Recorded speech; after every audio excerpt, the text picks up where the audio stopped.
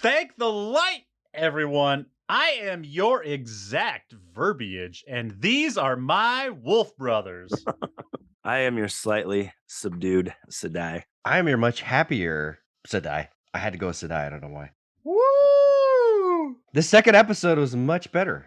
I forgot. It was really good. I did like it. Was it better, or was it just not? Was it lack of bad, or did you actually like it? You could say that lack of bad. There was a lack of bad. No, it was better. It's this. I think honestly, this is the one that stuck closest to the book. This section right here. And the things that they added were horrifying, but good. But and the things that they cut out, or it wasn't even they cut out. They just kind of like streamlined. I was like, okay, that's totally cool.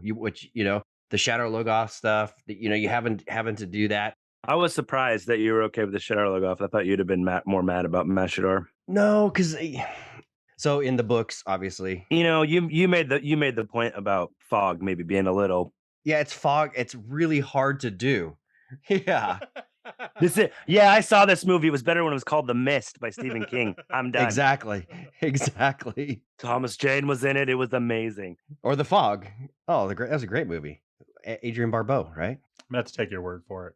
No, it's Adrian Barbeau. You will have to take my word. It was a King book, wasn't it? The Fog? No, that's John Carpenter. Yeah, that's right. But so in the books, Mashadar is an actual fog. So doing that it's difficult to do as far as special effects, and then to make it look ominous and scary. I'm totally okay with what they did with that. Yeah. I just hope they keep some of the main plot points with it, because there's some things that come into play with Pot and Fane and Matt and stuff that are really cool, especially all the way through. So The thing with the fog too, like I think I'd have more problems. Like, how can it not get them? Like when it's crawling across the walls on the ground, I can imagine them being able to run away from it. When it's fog, it's like It's everywhere.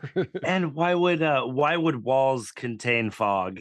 Like, oh, well, can't go outside of those borders. Whoop, I'm not, unwavering mist. It's like, what I mean? Makes a little more sense. Like it has to be contained within the, the ground or some, I don't know, the stones or some shit. I don't know.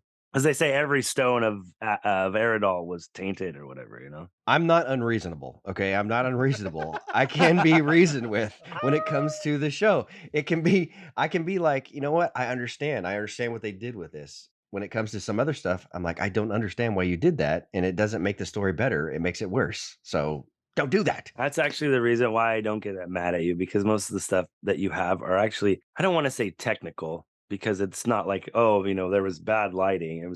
It's like the screenplay adaptation technical. It's like these things, you wasted time on this when you could have put this here. And it's, what, I will refer to the editor. It's easier to look at a completely finished product and go, what? Than trying to like lay it all out. It is funny because Des had pointed out. Sorry, Des. I want to finish.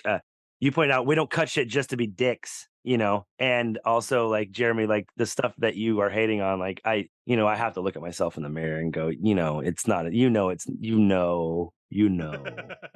fucking know. But no, you're right. When it's stuff that seems like, and I haven't had a lot of problems with this because I'm not as connected to the books, but like I can see getting frustrated when it's like you assume there was a lot of people invested in the story in a writing room for a long time. Yeah, not one of them kind of said, hey, what about this? Yeah, nobody bounced that off the wall to see if it's let's trade this for this. Let's yeah. No, I totally agree. That slipped through a lot of fingers. See, I don't want to make it act like I'm a good writer. I am not. I'm a terrible. I could never write for a TV show, and I'm terrible. But Justin and I were talking through text one time. Together, we could write amazing shit. We probably could. Two of our brains could be one brain, and that would be a good writer. 3/4. So we were talking about the scene in which there's the IEO woman is fighting all the guys, all the soldiers. Right. And we were talking about, it was the veil conversation. She would never kill anyone without pulling that veil up. And so, yeah. And Justin had made some points like, well, they need to show who she is. Like, well, it doesn't matter who she is. No one knows who she is. And even if you see her face, you're like, oh, she looks like Rand. She doesn't look like Rand. She's just another woman. And you know what? Even in that fight scene, even if she was like, if it had Rand's face superimposed, you wouldn't be like, that's Rand as a girl. It's like she's kicking so much ass, you don't give a shit what she looks like. You wouldn't have even thought about that. She could have a fucking horn growing out of her face. What we were saying is like you should have seen like they could have shown like she pulls the veil down, then all of a sudden these guys start attacking her, and she's fighting. She goes like there's like a killing blow. She stops. She won't do it. Pulls her veil up, then kills the guy. Yeah, she could give him, a kicky chop, and then a break the wrist, and then fucking whoop, and then stab. So totally. And then we were also saying like, well, they want to show her face. Well, the perfect time to do that is when Tam shows up. She like he puts his sword in the ground, and he's like, I'm gonna help. So she reaches up, pulls the veil down, and says, I trust you. I accept your help. Wetlander. Did not someone say this? Like, there's a person who's the Bible gal, the gal who has like Yeah, she's Christina Nakamura or whatever the fuck her name is. Oh, is she the book continuity specialist? I bet she's a genius. She probably does everything. I bet she doesn't sleep well at night. She probably doesn't. Just because she's like, I fucking said. Well, and who knows how much they listen to her. She probably said the same thing that we said. Yeah, she's probably like, come on, you guys. And they're like, no. I used to test video games, and it would fucking drive me nuts that a game would get released, and everyone would go on the blogs, go, fucking idiot testers, they missed this fucking bug. I'm like, I personally wrote that bug up 4 fucking times. It's not up to me when the game gets released. I digress. So I wrote this more than once in my notes. Holy shit, this happened in episode 2. I put everything that happened in this episode, I had at least episode 3, if not 4 or 5. Really? Really? The White Cloak cold open, that was at least episode 3 or 4 in my head. The Shadar Logoth was episode 3 or 4. Like, I don't know what I thought happened in this episode. But like, that's why listening to the editor, I was so fascinated by his I mean, it makes sense why he's got episode 7 and minute 28. You're like, fuck, what? And I've watched them all a bunch of times. I'm like, I don't know. Yeah, he's like, this happened in 6, then 5, then at the end of 4, and it's like, all Not right. only that, when we asked him what his favorite scene in the books is, he told us the chapter and the name of the chapter, and we were like, oh shit. I was like, wait, what? In Veins of Gold, right? In Veins of Gold. You're like, oh shit, all right, yeah, that one. God, I don't know. You're like, I'll tell you my favorite scene from the book, but I'm not going to be certain which book it is. Dude, that guy was amazing. He probably just got off and was like, those guys are insane. Hopefully it was like, those guys are insane. I can't wait to go back on with them again. Please. Not, those guys are insane. I'm never going to talk to those weirdos again. Yes, please. If you're out there, shout out editor. What's up, buddy? Yes, come back, please. Dude, it was so fun. # won't fan edit. Justin and I were talking about our favorite scene. One of our favorite scenes is Rand shows up in the middle of this huge battle, and he was like, I'm not supposed to do this. I shouldn't go and fight this battle because it's going to attract the Dark One's attention to the wrong place. He's like, but you guys have been fighting so hard. He's like, I'm going to do a solid for you. And then he just runs out and he just wipes out an entire army. And I literally don't know what book that's in. Don't know what chapter it is. And I'm pretty sure it's in the second to last book. It might be the last book. I don't even know. I think it's the beginning of the last book. It's one of the first chapters in the last book, I believe. It's when it starts to really get nuts bad, but yeah. He goes chapter, name of the chapter, and then tells me exactly what happens. And until I reminded you, I don't even think you know who he shows up to save. You're like, what's his name? Rodal? Yeah. I'm like, Rodal Itterald. Yeah, it was like one of those guys. I don't even know. One of those cats. So who's got the most notes today? Oh, I got, you know what? It's funny. Almost no notes. Look at that. That's me. Ooh, Justin. Wow. I got about the same as yesterday. None of them start with stupid. None of them start with dumb. That's why there's so few of them. Yeah. I actually wrote more words this time, but much less content. Yeah, exactly. Much less substance. It's like, oh yeah. So we'll definitely let Justin kick this off then. Go for it, buddy. Let's go. Well, I mean, I don't have anything that's like too, oh my God, world stopping, but just the whole White Cloak intro, like Hold on, Justin. What? Let's let Des do the intro like we did with the last episode. Oh yeah. Of what we're doing. Yeah. Hey Des, why don't we? Hey, showrunner, can you fucking hook us up so the talk guys can talk? Jesus Christ. Set me up, bro. I gotta knock them down. I'm the bowling ball.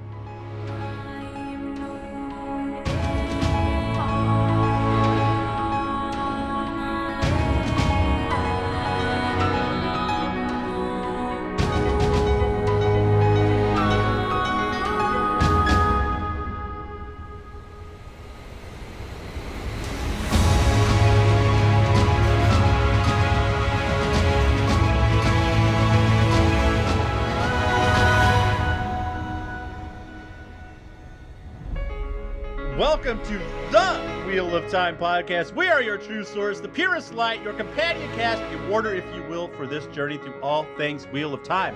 What we are doing right now is a full Season 1 rewatch, giving each episode the time and attention it deserves. So we have just watched The Wheel of Time, Season 1, Episode 2, Shadows Waiting. And now we are going to talk about it. Fucking right.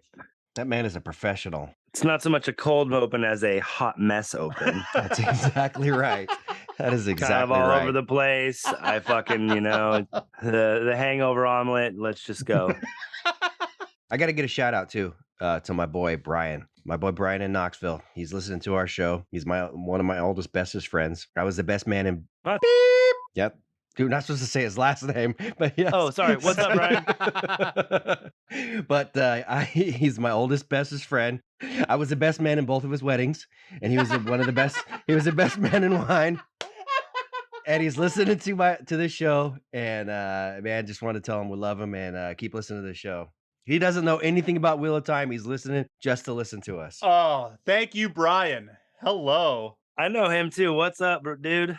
Dude, if you can be the best man at both weddings, that's a fucking best friend right there. We're buddies for life. I mean, come on. That's homies. Okay, back to Wheel of Time. Not yet. Is that a Warriors hoodie? Yeah. That's a Warriors hoodie? Yeah. I just finally noticed the bridge. It's the Chinese New Year one or whatever. Oh, that's cool. Oh, rad. Okay. All of a sudden, he's a Warriors fan. He grew up a Kings fan.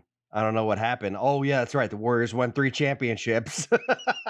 Hey, that's bullshit. Nah, I like the Warriors back then too, man. Chris Mullin and Hardaway, fuck off. And Mitch Richmond. No, he did. Chris Mullin was like our idol. I used to shoot left-handed because I was like, Chris Mullin, 30 minutes in, let's get going on the Wheel of Time. Let's keep these short and to the point. Let's keep these short and to the point. Fucking man. And you know what? It's not even my fault today. I've been kind of shutting the fuck up. It is not. It's almost always my fault. That's what I said at least last night. I go, I was the one who was kind of trying to like, hey, let's move the show along. Like, if I'm moving the show along, we're having fucking problems. We have the Waze is broken. Google Maps it's rerouting. It's all bad. Derailed. But you know what? It's just to get right into it. The White Cloaks, man. Like, the White Cloaks, you get the feeling that they're dicks in the books really quickly, but they took it up a notch in the show. I mean, like they are fucking motherfuckers eating and bleeding everywhere, and he cut her hands off. Yeah. That was another thing I kind of had forgotten about. I'm like, fuck, that's right. He cut her hands. You're not gonna be casting no spells with me, little witch. Yeah, they're gonzo. And then to be, you're about to watch someone burn. You just cut their hands off and you're eating something that makes your mouth bleed. It's like, oh, you guys are motherfuckers. And you guys are supposed to be the good guys. I think it just helps to blur that line. Is the dragon the dark one? Who's what? It's like, these guys are supposed to be the good guys. What the fuck, man? You know what? I was surprised when they meet up with our heroes on the road and the one guy says, oh, you can probably find an Aes Sedai there to heal that. Then in the books, they never would have done that. Yeah, they're like, there's an Aes Sedai there, and we're gonna get there first and kill that bitch. So don't bother. Yeah, if we knew where she was, or we had more time, we'd follow you to her and kill both of you. But and also in the books, they aren't as brazenly open about like that kind of shit. Like if they caught one out in the woods by themselves and they can get away with it, for sure. Okay. But like to just do it kind of openly, no. And here's what I don't understand. So, what do you think, Justin? So he cuts her hands off, and in the books, like that wouldn't have done anything. You don't need your hands to channel.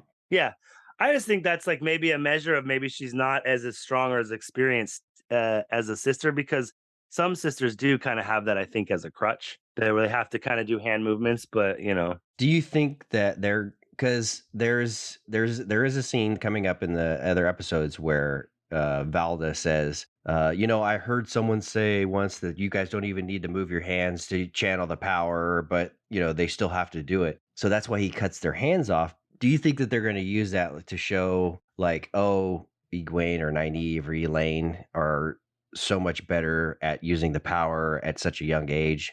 They don't need to use their hands. Like he's going to capture. Maybe. Yeah, maybe he's going to capture them, have their hands tied up and think that they're fine.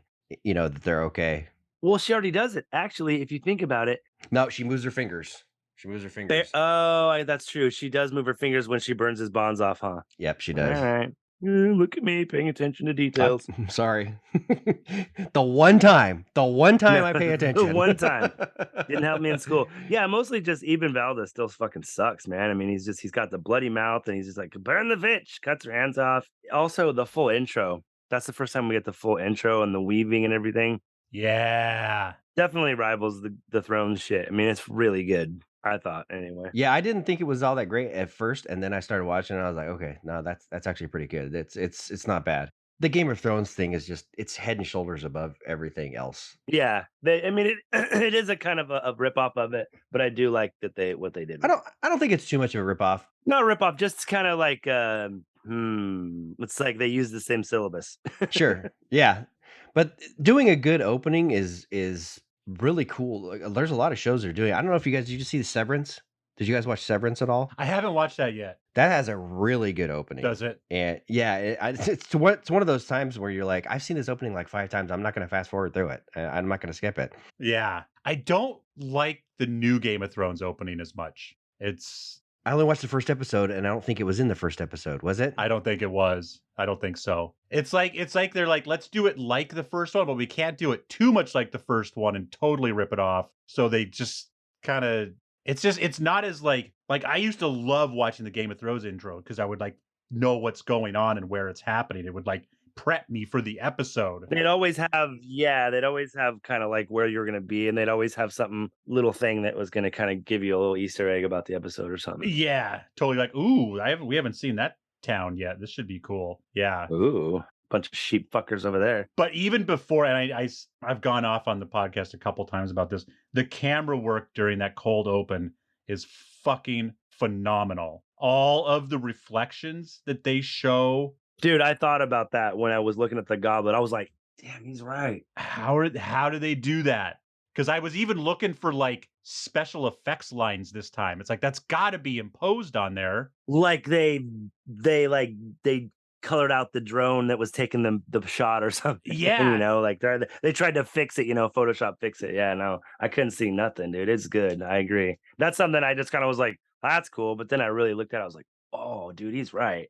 What's the yellow oxidized? Healing. Which is why it kind of makes it extra fucked up. Yeah, actually. I knew there had to be like a double like fuck you with which Aja they chose for that scene. Well, and I couldn't tell, but it almost seemed like he had a ring from each Aja because he's got 7, and he definitely had a red and a blue and a yellow. Yeah. But I didn't see the other ones, but Do the rings have any inherent power, or are they just an identifier? Just an identifier. It's not a Tarangriel or anything? No, it's like a badge, like, like, oh, you promoted, boop, Well, in the books, that's how they are.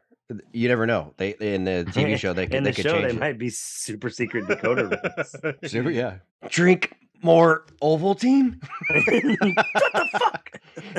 I took her ring. She can't use the power. She has no more powers. I took her ring. Oh, fudge.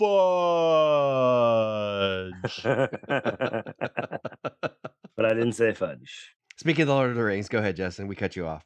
Speaking of Lord of the Rings, that was one of the, I think I said at the beginning, but when they're leaving the 2 rivers, when they cross the river, it has a very like, we're finally out of the Shire kind of feel. Yeah, seriously. Yeah, there's a lot of that, which I'd never really read the Lord of the Rings before I read the other books, before I read Wheel of Time, and I didn't realize how much, every fantasy author is taken from Tolkien. So yeah, you couldn't write anything if you didn't take a few things. So you guys working in the restaurant industry, right? You guys had heard of ortolan, right? The bird that he eats? Dude, yeah.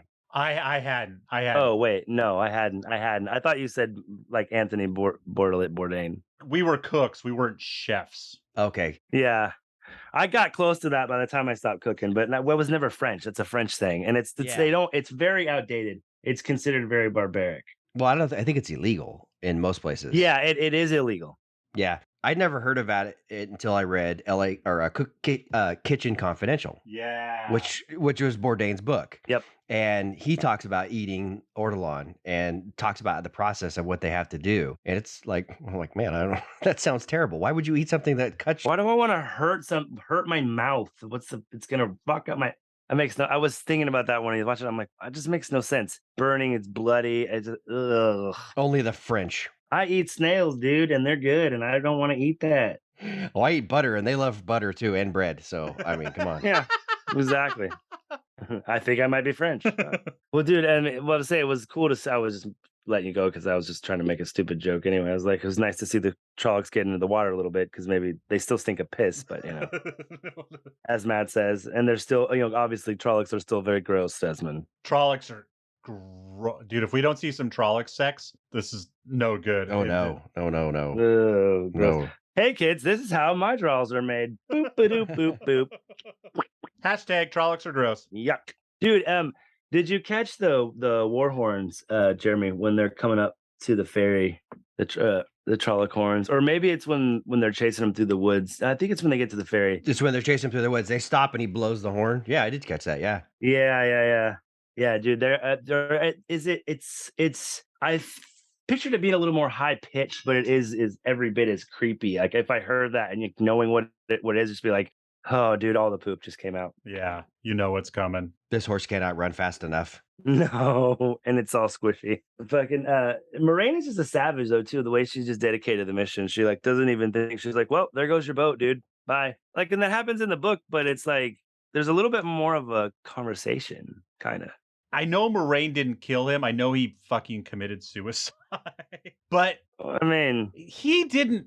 I don't know why it bothered me that he died this time. From a storytelling standpoint, I feel like we could have gotten the point that, she, for good reasons, sank his boat, and now he's stuck on this. it makes her look villainous. It does make her look villainous, and it does make them question her motives. And Right.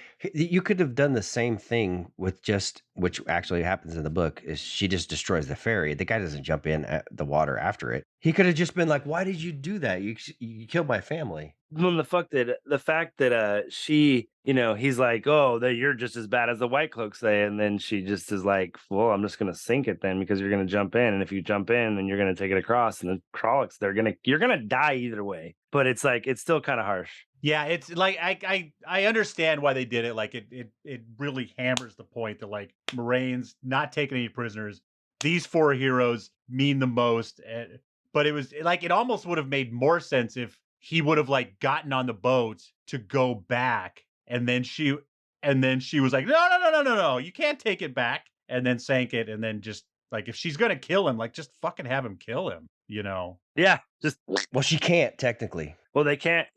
Technically, they can't. Oh, So she wouldn't have been able to do anything once he got on the boat. Like she couldn't have done that. But it's like drink this poison or fight this Trolloc. Either way. All right, perfect scene. It was perfect. I take it all back. It was perfect. Thank you. It's about time you agreed with me. Oh no, I'm just kidding. You said you talked about the Matt line where he says no one, where they say the Trollocs won't cross water, and he's like, no wonder they smell like piss. And all I could think of is like, why did the one guy that left the show, and I think he had all the best lines in this episode. He is, I think honestly, he's probably the best actor. And then maybe it's just because they gave him the best to work with, because Matt is usually has the best lines, and he's funny and he's quippy and all that stuff. Smart ass. Exactly. So this new guy, man, I hope he picks up the mantle and does well, because that, he was really good. I really liked him. As much as I was like, the first episode, I was like, damn, by the time he left. Yeah, he's so like I'm really noticing it this time just how smart ass he is. Yeah. Like you guys kept saying it, and I'm like, I guess, like I like him, he's cool, but he's not that much. But like now, like everything coming out of his mouth, it's just like Yeah, everything. He's like, well, until then, she shoots fireballs, so Yeah. we probably want to stay on our good side. Were you about to say that? Yeah. That's Yeah. awesome. We're like an old married couple. mwah. Chef's kiss. And he starts the song, right? Like he's riding along, and he starts the song, and he's got the singing voice. That's such a good little clip song, dude. It's so good. It's every time I watch it, it's stirring. Like I can feel it in my sardines taint every time. And so my sighting state. So he in that scene, so they're singing the song about Manetheren, and then Moraine goes into what the song is about because they actually don't know what it's about. They've just been singing it for forever because they don't understand it. I know, that's fucking hilarious to me, actually. But it's good because that scene is in the book as well, where Moraine, like, she's confronting the people of the town, and they don't understand what's going on, and she goes, basically like, I can't believe you guys are acting this way. After all, you don't know who exactly, you don't know where your people come from and what they are. The only thing that I wish that they would have put in is at the very end, she talks about how where King Aemon died in the field. That's where you're named after. You say Emmons Field. It was Aemon's Field. Oh. Yep. So, and they're like, what? Oh, Yeah, it used to have an A at the beginning and no D. exactly. No D, son. No D. There's a town that's south of midway between I don't know, here in Bakersfield called Kalinga, right? Kalinga is just like this tiny little town. The only reason it's called Kalinga is because on the train stop it was coaling spot, like where they would get their coaling A. Oh. It was Coalinga. No. Oh my God. Good times. Good times. So in the 1800s, they would pick up their coal there, and it was coaling spot A, coaling A. Now it's Coalinga. Awesome. That's rad. What is it? There's some there. Oh, go ahead. Go ahead. I'm going off on a. Go ahead. No, I was go going ahead. off on a dumb tangent. I don't need to do that. Well, I mean, tangents are fine. That's all we do. Come on. Well, I was just gonna say, mine's even dumber. Like, who does the Shadow Spawn's horses? Like, who shoes their horses? I mean, they're immaculate. Those shoes are dope. And that's a scary job. If you fuck it up, they're gonna be like, fucking, you're dead, buddy. You hurt my horse. Are those for real? Like, have you ever seen shoes like that, Justin? Like that have that little like. Yeah. I mean, kinda. Just a little spike in it. Not really. It would be painful for the horse. So. Okay, yeah, I wasn't sure if it just curled up around the front but you're right. It would have to be embedded in there. If you did something like that, it would have to be you're only running on soft stuff. Otherwise, it would start to crack. There we go. I knew you were the man for the job. Because that happens. Yeah. One of the coolest sounds around is when a shoot horse is like running on like trotting on pavement, like click clop, click clop, click clop. So There's so Justin, answer me this question. The Murdral, when he shows up, right? All they do is so far is scream. But yeah, seriously. But in the books, they talk. Like there's certain times when they talk to people. Oh yeah, dude, lots of times. Do you think that are they going to just keep him like almost like an animal type of thing, or are they going to have times when Murdrals talk to people? Like in the books. I think they'll have them talk. I think they're really going to hide their faces because even in the books, a lot of times when they're talking to people, their faces are completely hidden. True. Yeah. And people are like, when it's always in the dark and they're always shaded. Like it's some stranger. It's not like they look at him and go, this motherfucker don't have no eyes. It's like, oh, he was a scary stranger. I didn't want to look at his eyes because he doesn't fucking have any, for one. Part of the problem. Here's my guess. They only talk in dreams. They only talk in the and to babies. What's the dream world called? Telon Riyadh. They only talk in Telon Riyadh. I don't know. Maybe. No, because Fades and Trollocs cannot go into Telon Riyadh. Oh, what?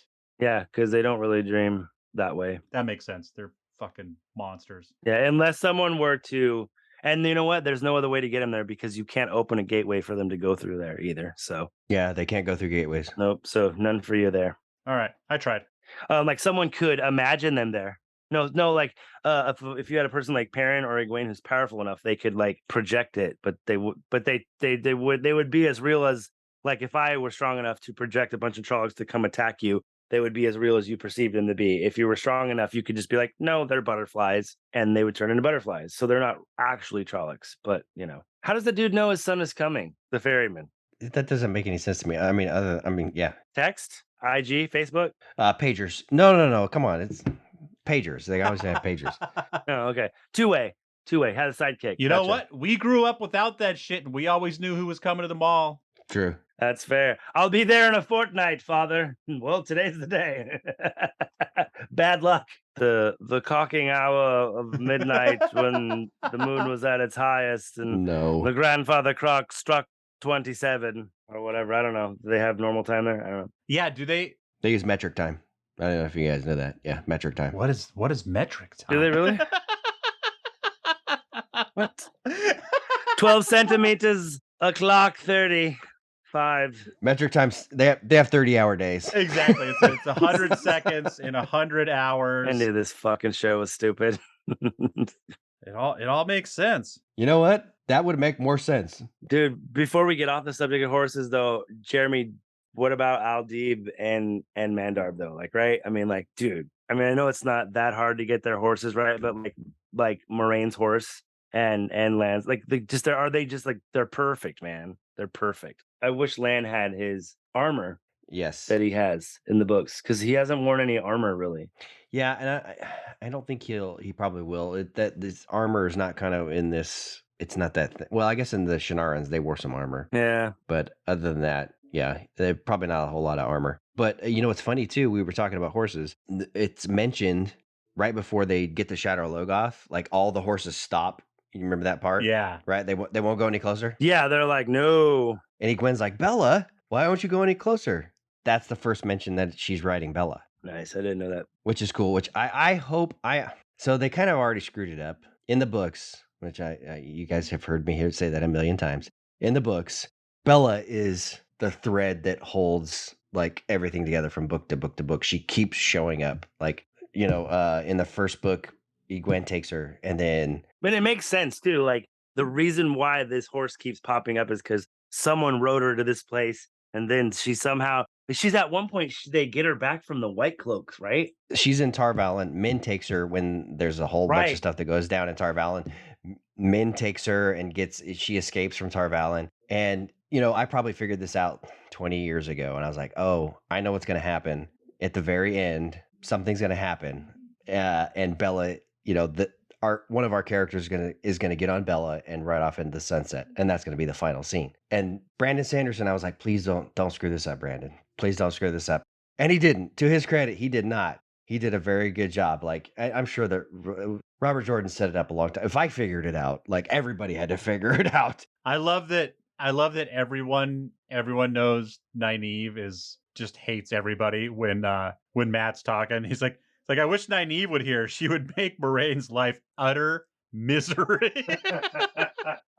Which is hilarious because we were talking about that last episode. I was like, why is she so angry at her? You're like, she's angry at everyone. In the books, she's angry at everyone. That's her MO. What are you talking about? That's right on fucking brand for her, dude. That's all. Fucking Nynaeve wakes up every single day and chooses violence. Fuck everybody. Hey, oh. I noticed Perrin's mouth was open because he was sad. Sad, happy, bewildered. I gotta stop with this, because if we ever do catch on and go to a Comic-Con, I'm gonna be like, nice to meet you, Mr. Rutherford.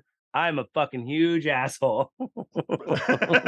Punch. I actually think you're great, because I do. And the more Desmond reads the books, the more I realize you're just a fantastic actor. Yeah, because Perrin's mouth is open dumbly a lot. They actually refer to it. I'm on book fucking 13, and he's like, people thought because he took a minute to think that he was slow. Now they thought he was clever of wit and shit. And he's like mad about it. And it's like, so you're mad that people don't think you're a dipshit anymore? Like, yeah. Come on, bro. Moraine comes while Egwene is asleep, and she's all like, yeah. She's so stalkery, bro. She has supreme stalker energy. And then she's like doing the thing to wake her up, obviously, with the power. And she's just like, almost like, I don't know, dude. It's so creepy. It's so weird using the back of your hand. It's like a Bond villain to the Bond girl, where they rub the back of their hand across your face. You are quite exquisite. I bet you taste yummy. Fucking gross. Seriously. You are fucking disgusting. You're a creeper. What's going on, Moraine? Yeah, she had such stalker energy. It's like, ugh. When she's showing Egwene the pendant and having her kind of, try the powers out for the first time, it's all a callback to the river scene. Yeah, totally. Like, it's all let it take you, just relax. What does she say? She says the exact same thing that Nynaeve says, I can't. Let the power flow through you, that type of thing. Surrender to it. Which was like, I guess as long as they're consistent. If you want to do something dumb, have your reason for it. That's what got the men in trouble, penetrating sighting. Don't let it flow. Again, though, like, You could have just had her jump into the water. You didn't have to shove her off the cliff. You know what? Actually, the more that I watch it, the more ridiculous it is, and the madder it makes She me. It's pushes like, her so violently. welcome, bitch. Like little sister, like I've been waiting to fucking do this to you. I'm gonna give you whiplash. I'm gonna push you so hard. You're like, damn, this doesn't. You stole my man. Yeah, this does not. You fucking kill my dog. You burn my fucking barn. I know it was you on Instagram with them fake names coming in and talking all that trash. She should have leaned forward right in her ear and just said, right before she pushed her, said, "I'm gonna fuck Rand." I already did. Listen, if the editor is listening, please. Jeremy, don't worry. He's not. He's not. He's got editing to do. He can't. If he did, please, you can edit in something that looks like that. just a short clip. It just has to be a short clip. No one else can do it but him. No one else. Just camera can be behind her. You don't need any lips moving or anything. It's still, I looked so fucking close this time. The first time Rand pulls that thing out of his throat, it does not look like a bat. No, I know, because the wings kind of blend in with the ground, so it just looks like a big fucking rat. That's what I thought it was at first. And it looks hairier. Yeah, it's very hairy. It's a big bat. It looks like a rat of unusual size. Like, yeah, it does, dude. It does. Like a baby one. Like, ugh. You know what? I don't think they exist. As far as those, I don't think they exist. We'll see. We'll see. We're in their world now. Yeah, Gwen comes up right after that. It's like, not now. I've got bat breath. No kissy. Well, and why is she all butthurt? Because he's like, I came out here to be alone. She's like, fine then. It's like, well, you already went off with your stalker girlfriend to play by the river. So what are you mad about? They're so bitchy. And she already kind of was like, you know, I'm going to do this. And Rand's like, well, I guess that's it for us. Yeah. Rand's looking to jump ship. Well, because he thinks she already jumped ship. He's like, well, if you're going to be a wisdom, then. Well, she didn't jump. She got pushed. That's true. But she can't talk about that. Yeah, I know. It's a secret. Women's circle business. Fucking. She's crying. She's like, they fucking pushed me in the river. Why are you soaking wet? I can't talk about it. I can't talk about it. First rule of the women's circle is you don't talk about the women's circle. Why does it look like you got a tattoo of 7 different colors on your face? Shut up! Okay, but something we didn't talk about in the first episode, the on her arm, the scar, when he looks down, he sees the scar on her arm, or it's like an injury, maybe. I don't know. Oh, I think it's when she had bone break fever. Egwene, right? It's never discussed. no, she gets that. I think she gets that in the river. I think, well, because they show it right after she gets out of the river. Oh. So I think it's. Is she bleeding or something? She's got a good gash. She's not like. Does she? Yeah, I think so. I hope I'm not I didn't catch fucking none of that. totally talking. I barely remember the scar. Because didn't he because I feel like he looked at it when He looks at it. Yeah, but when they're in the bar too, like right after the ceremony. They're doing the dishes. Yeah. And then the camera looks right at her arm, and then he's asking, like, how did it go? And then she's like, I can't talk about it. And then he looks down and he sees her arm, or maybe it was before that. I can't remember. But they don't, I don't remember seeing her bleeding or, them focusing on her arm or anything like that. So I didn't understand. Maybe it's something they cut out, I don't know. I feel like they showed it briefly when she first got out of the water. I feel like they at least okay. They didn't zoom in on it or anything, but it was obviously that she got roughed up going down the river. She did not immediately surrender.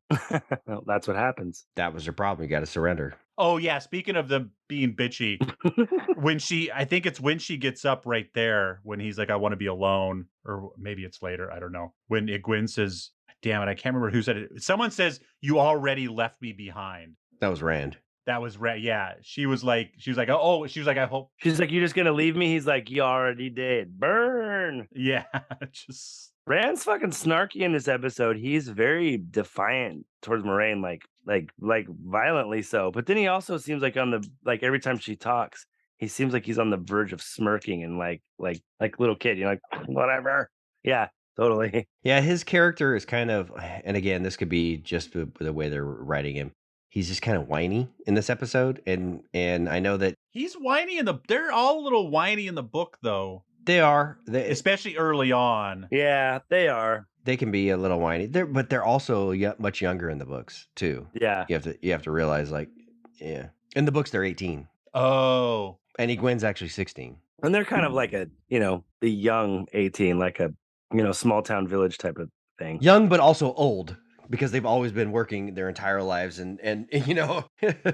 well, and Egwene shouldn't be in the conversation at all then. I mean, we know as book readers that she's not, but Well, in the books, but in the TV show, they are all the same age. I'm almost positive, except for Nynaeve. She's older. oh, you're right, because she wouldn't be fucking Rand if she was 16. So yeah, you're right. Yeah, well, she might be, but Maybe she's 18 and he's 20. I think in the TV show they're all 20, Yeah. or maybe 21 or 22 or something like that. They aged them up quite a bit. I mean, you know what? They could have still made her. It sucks too because they could have still made her young, and it could have just been like a fib by Moraine because she wanted to make sure she came with them because she's going to be strong. Moraine's going to be able to tell that she can channel right away. It's the whole dragon mystery box that they tried to set up. That who's the dragon thing. Because they said he or she again in this episode. If you going forward in the TV show, there's no reason that if a woman who's going to be the dragon reborn, everyone would get behind her. They'd be like, "Sweet, that's awesome. Okay, let's do this."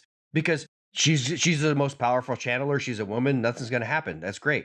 But if it's a man, you're like, "Oh, he's a channeler. He's going to eventually go crazy and kill us all. How do we get behind him?" Yeah, that what would be convenient if it was a female that ended up being the dragon. I guess you know what that's actually making like I didn't even think of it from that angle. As far as like book readers, that ruins it right there. Like that would never. That's the whole like trepidation of it's gonna. We need him, but he's also probably gonna go fucking nuts. So it's like that razor's edge. Like whoops. Yeah, they'd be running around collecting women like the fucking Shan Chan if it might have been no a shit. woman. It's just like, is it you? Is it you? Is it you? Well, and admittedly would probably make it a lot harder to find him. Yeah, but worth finding them. Yeah.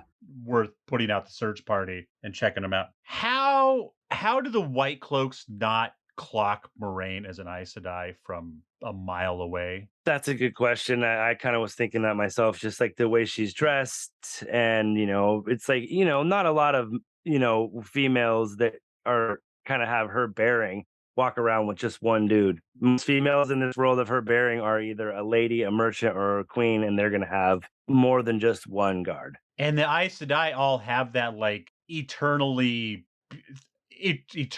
28 years old and beautiful. Yeah, but not in the show. But I guess, yeah, for the show, they don't have that. It's impossible to do. Yeah, I agree. Because like Justin was saying, if you're a wealthy person, like maybe a lady, you might have somebody who's like your protector, or you're going to have like 3 or 4 protectors, but they're probably going to be from where you're from.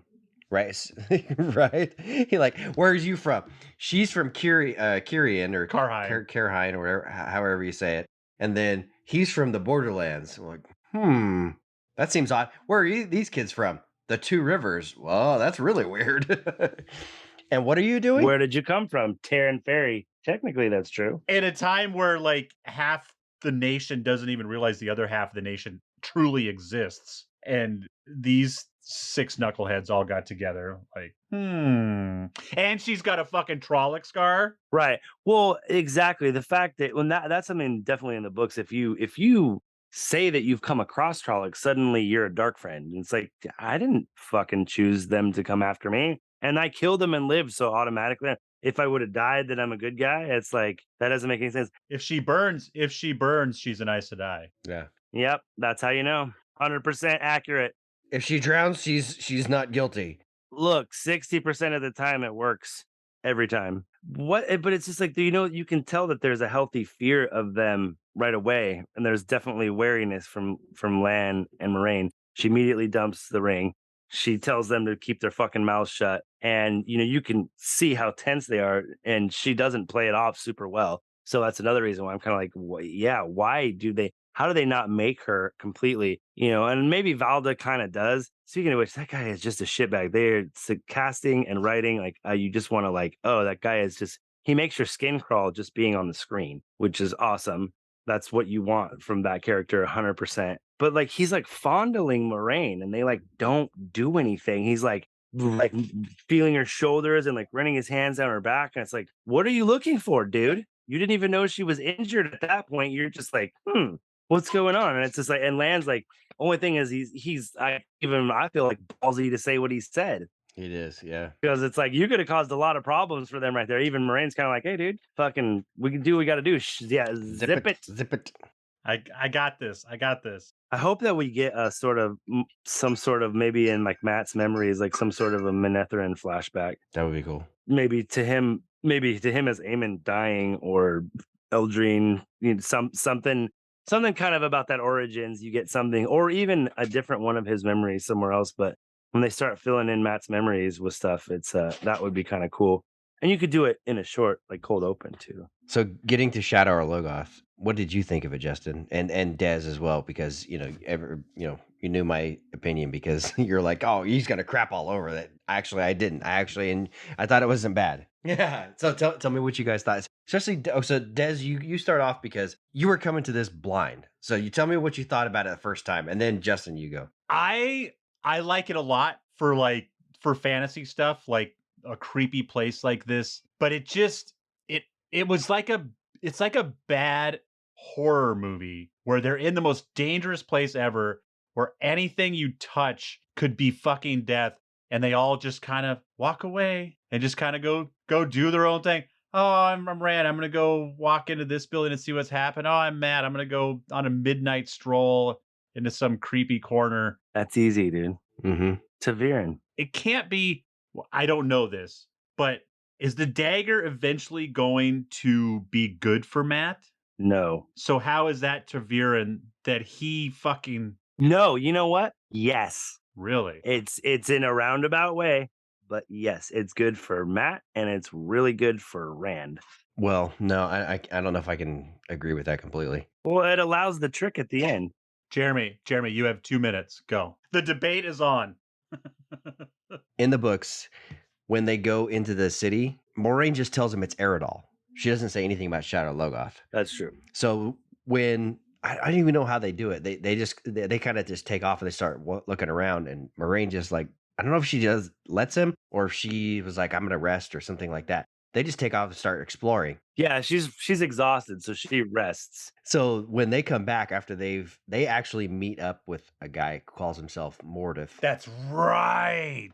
Right. And so that's when Matt finds the dagger and they're like, where did you bring us? Like, what is going on? There's like this crazy. Yeah, who is this man? Where's all this room full of treasure? It's like fucking Smaug's treasure. Even Perrin's like grabbing a gold encrusted axe and shit like that. Yeah. And so she's like, oh, we're in Shadow Logoth. And she's like, you said this was Eridol. And they're like, yeah, well, it was Eridol. And then it turned itself. And now it became like this horrible place where even the Trollocs won't go into. What do you think? Before we get away from Eridol, do you think that Ordith and Mordith and Pod and Fane will that storyline develop? You know, I will be interested to see if they do the Two Rivers stuff. I think if you're going to do the Two Rivers stuff, if you're going to really get into Paid and Fane going insane and carrying the dagger for a long period of time, which it kind of looks like they're gonna with the Madral nailed to the wall, you kind of have to. And here's my reasoning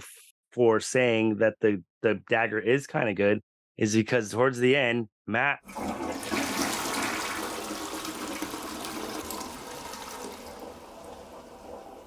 So the song leads to Moraine telling the story. Is that the first mention of Balefire? No, she doesn't use Balefire. She doesn't say Balefire there. She doesn't say Balefire. No, she doesn't. She doesn't, but she talks about somebody fighting back the army with a massive amount of flames, thus killing the No. No? Balefire is completely different. Oh, boo. Yeah. She said it's a hurricane of fire, but that's not Balefire. Well, I knew they didn't say Balefire, but I thought that might have been the breadcrumb. I think honestly that Balefire won't come into the show, in my opinion. I don't it has to, bro. It has to. I don't think. And you know what you know what it kind of looks like? Looks like Iron Man when he fucking shoots out of his chest. I don't think it'll happen. Out of your fist. Bzzz, or like when it shoots out of his hands. That would be cool. like just a straight beam, like an ion beam kind of. How could you not have it? It's so important. It's one of the ways that you can keep the dark one from bringing people back. It can cut now. You can cut that out, no problem. See, you say how, oh, this made sense. This thing doesn't make sense, Jeremy. That doesn't make sense. With your views, that doesn't make sense. It doesn't make sense to leave it out. Your hypocrisy knows no bounds, Mr. Gaines. I am Doc Holliday. But Balefire is a Deus ex machina, right? It's the He speaks Latin. I definitely hate him. Hashtag Billy Zane as Asmodeus. Billy Zane as anything. Yeah, hashtag Billy Zane as anyone. Billy Zane is Mashadar. That would be awesome. It's like That would be superimpose his amazing. face in the fog. Jeremy, do we think that the wound on the leg, because he's kind of secretive about it, and then the wolf licking it, do we think that it better not have anything with him being a wolf brother? I don't know. Like, is it just to maybe show the kinship of the wolf, like because like that's how That has to be it, right? they would treat a pack member the same way if they were injured, you know?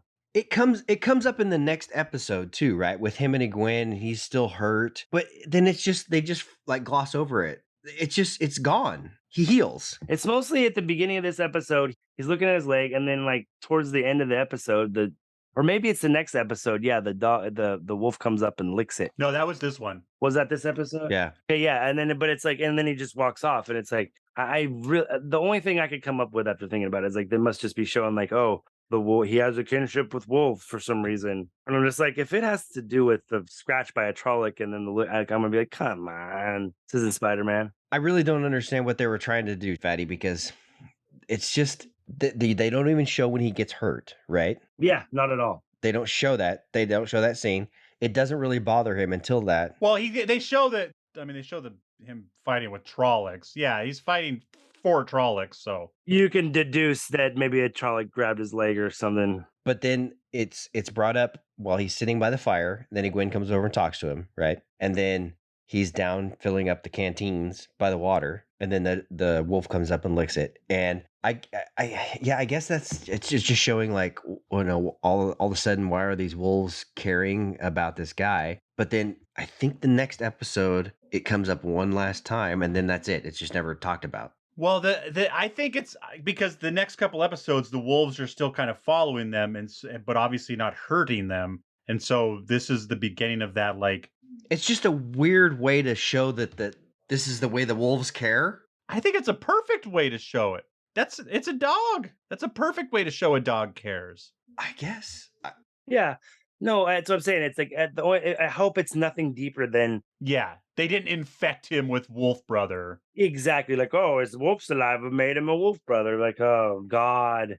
Oh, that's hilarious. Do you think there's any significance of the Eyeless just showing up in camp and them not really knowing? Maybe just because Moraine is so weak. Like basically, he rolls up on them while they're sleeping, and instead of stabbing them, he yells. He seems just as surprised as they are. I find it weird that Egwene wakes up first, and so at first I was like, why was Lan not up at first? I was like, oh, Lan comes running. He's like, they're here, and I was like, okay, good. Lan can, because Lan should be able to sense Maybe he was scouting or something and couldn't, exactly, or he was going to see what was going on. Why Egwene wakes up first? It should have been Rand, in my opinion. It should have been Rand. Hey, guess what, guys? He's the hero of the story. They're just trying to keep the guessing as far as the dragon. And that's 100% what that is. Yeah. But yeah, I don't. That's weird. Doesn't make any sense to me. And then you know what I did really like, other than the fact that obviously in the books, Nynaeve and Tom Maryland are with them when they are at Shadow Logoth. They split everybody up the way that they do in the books. Matt and Rand are together. They have Tom with them usually in the book. They end up meeting him in the next episode or one more episode. I can't remember. Perrin and Egwene are together, and they do meet up with the Tinkers just like in the books. And Nynaeve, Lan, and Moraine are all separated together. And so she actually catches up with them before they get to Shadow Logoth in the books. Nynaeve does, but then they just bring her in right at the end. That's right. You know what? I kind of had it in my head that she took off with them for some reason. That's right. She comes later. She comes later because she's like, oh, this, I said, I just took all the kids in my town and I'm going to go find them. And she does it while they're trying to debate like who to send. She's like, fine, I'm just going to go do it myself. Yeah, she just leaves. Yeah, she's a savage. She's a savage, dude. 100%. Do you think that there's any significance? And I mean, this is kind of this is like this is me reaching. Lan handing like just like here, giving Moraine to Perrin. Do you think it's just because he's the strongest and can carry her, or do you think it's because he's the only one that hasn't been kind of a shit ass? Matt's kind of been a shit. Rand's kind of been a shit. So maybe he just kind of has some inherent trust for Perrin. It just says, "Hey, you're strong enough to carry her, fucking blacksmith. Let's go." Yes, you're the biggest, strongest guy here. You take her. Because then Rand is the one handling her horse, which also makes sense because Rand seems to be kind of like the horse master. Well, Matt. Well, I guess not in the book. Matt is the horse guy, but Oh, really? Okay. well, Matt's dad is the horse guy, so Matt inherently, I'm assuming, is the horse guy. But Well, Matt's dad's a fucking useless drunk, so. well, womanizing drunk, lecherous drunk. Lecherous, you're right. He's very useful to some. It's just funny because like the kind of scandals they have in Eamon's Field isn't like a lecherous drunk. It's like, oh, Sen Bowie talks too much shit. Like that's the big scandal. Oh, he's a jerk sometimes when he hasn't had his coffee. Yeah, you're the Copland or a Conger. You probably tell stories. Yeah, fucking great stories, dude. I'm fun in a party. Yeah. It's like Parks and Rec. They just bitch about where the fence is going to get put up. No, you're not putting the fence up there. You're going to put it 2 feet west. I'm put up my goddamn fence where I want my goddamn sheep. Oh, here's another question, Jeremy. And this one is another one that I'm I'll take this one. unless okay, Des, you know what?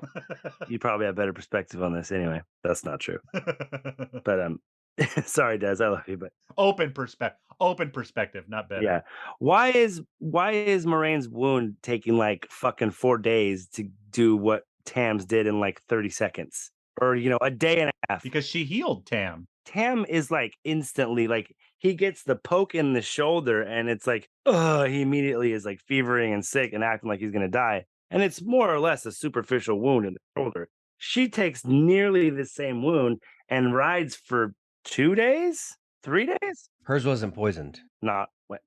Aren't they all poisoned? No, not all of them. So technically, okay, then now I'm speaking from the books. That's true. Only some blades are because if they don't have prisoners to sacrifice to like instead of Yes. cooling the blade in, like I don't know what do you know about blacksmithing at all, Des, but you have to cool the blade to temper it at the end after you fucking fold it a million times. We've all watched Forged in Fire. Come on. Let's go. Come on, I know how to make knives if the world ends. But then they would basically instead of doing the last in water, they would just murder someone with it. Oh. And that would like taint the blade. The more innocent, the like stronger it is, like because they have little kids and women and stuff like that. Yeah. God, Trollocs are fucking gross. Because like if they just killed dark friends, it wouldn't be that bad. It's like you got to kill people who are kind of trying to live in the light and terrified. Virgins are the best. Basically, yeah. There's a scene too in, I can't remember which book it is. It's one of the later books where someone is going around like not Shadow Logoth, Shia Ghul, and there's a forge, and they have like the blacksmiths, and they're kind of like golems. Like they have like they're like Not like my precious golem, like a golem. stone monster golem. Yeah. Did I say yeah, I meant golem.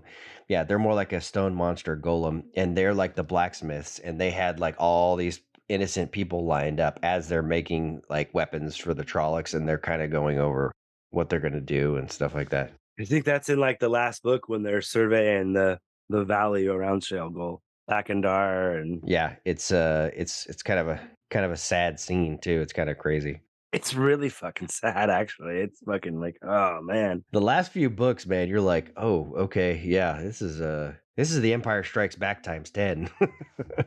The whole scene with Matt and Perrin and the knife, the tools not weapons speech, it just makes me think about the significance of his wife and him killing her. And it's just like it's still a head scratcher for me. I hope it's setting up something that she is a dark friend or is something. It's like I hope it has some sort of payoff emotionally for him, because if it's just so he could be sad at the beginning, it's kind of it really detracts from his storyline for me, and I fucking hate it. They bring her up a lot in this episode too. Like I forget how much they keep mentioning her, and he's just like, like they killed Layla, they killed Layla, they killed Layla, and he's just like, He's like, oh, she didn't feel anything. Like, oh, she felt your axe in her guts. Yeah, and I've listened to what they've said about why they gave him a wife and then why she was killed off, and I just don't understand the logic. Because I swear I've heard somebody say, no, she's not a dark friend. Pretty obvious. And I swear people have like asked. And it's like, no, that's not the case. And so I could be talking on my ass, but I feel like Rafe was like, no. And J.J. Abrams said it wasn't purgatory too. So You're the worst. Justin has no idea what you're even talking about. Nope, I'm just laughing about you guys' previous conversations about how, and just every time I think about it, I think about Zoe trying to explain Lost to me, and then Lisa, and we're just like, dude. And did you guys catch all the Pod and Fane whistles I did, yes. no, I did not. when they're rolling up to the ferry? He's whistling Shadar Logoth. I think there's a couple different ones. Oh, also, do you think that is his shadow on the wall that leads Matt to the dagger, or Mordeth? I think it's Mordeth. Yeah, Mordeth, I agree. Or do you think that Pot and Fane has already been infected by Mordeth, and then it's kind of already... It's possible. That's not one of the things that they really could have like put him in there more, and so you would understand like, oh shoot, he was there, and that's what happened to him. Well, that's what I'm saying. You can do a lot of that stuff with cold opens and flashbacks because they don't have to be long. And so that, to me, is okay. Or you could have just do it right now. You could just do it right in the middle of the show. Could have cut out that whole river shit and then did the stuff better. Then she pulls up her veil. It's all good. Exactly. Wrong scene. Never mind. Yeah, man, I think that's all I got. Other than, episode ends with Nynaeve right on fucking brand. Just tell me where they're at or I'm gonna kill you. She is back. Fucking dead to me, mofo. It's funny because like in the books, she is not a fun character, and she's not I just, I like Justin was saying, you don't really, I mean, I'm sure some other people would be like, oh no, she was one of my favorite characters. Well, for every cool thing she does something incredibly annoying. And so you just like, it negates it. Yeah, she's just really annoying throughout the entire books until the very end. And then she finally learns some humility toward the end. Yeah, her overconfidence like gets them in dumb shit, Yes. And in the TV show, like from the beginning, she's a great character. And the gal who plays her, I don't know her name, unfortunately. And she does a great job. I couldn't have picked anybody better. She is head and shoulders. I think her and the guy who plays Matt are the two most perfect characters that they could have picked. What's funny is that it's not what I pictured Nynaeve as. No, me neither. I either pictured Nynaeve as a little bit more like Egwene, but just a few years older. Like she like was one of the characters that I pictured, like, not that I give two shits about that, to be honest, but you kind of just picture somebody in your head. Yeah, totally. I think all the characters were pretty dead on. Nynaeve was the one that I was kind of like, I could see that, but that wasn't exactly what I pictured. Dude, she was one of my favorites right off the bat, dude. 100%. She's awesome. Just do one of she had me out. She screams at that fucking troll, like just with a paring knife. You're like, that's right. Get it. I love the last thing I want to say about this is I really like the music in this show. Like I haven't really thought about it, or it's never really stood out, but I like the I could call it as fantasy rock and roll. Like, cause it's kind of got the fluty, stringy horn, but then there's like an electric guitar and regular drums in there. Sometimes, like when they're picking up the pace, it gets a little bit of rock and roll. And I think it's a good mix. It's going to serve them well instead of being like trapped in like, Lord of the Rings area or something like that.